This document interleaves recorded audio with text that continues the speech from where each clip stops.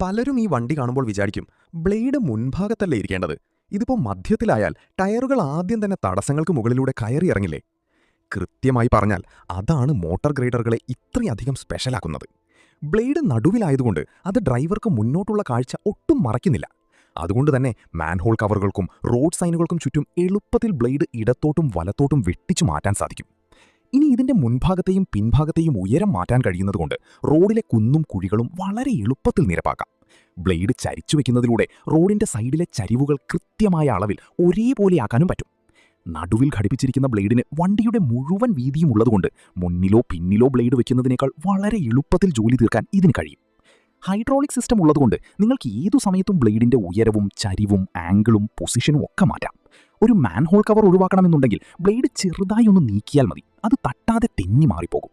അതുപോലെ റോഡരികിലെ കാടും പുല്ലും മാറ്റാൻ ബ്ലേഡ് വശങ്ങളിലേക്ക് തള്ളി പിടിച്ചാൽ അത് പുല്ലും മണ്ണും ഒരുമിച്ച് വടിച്ചെടുത്ത് മാറ്റിക്കോളും.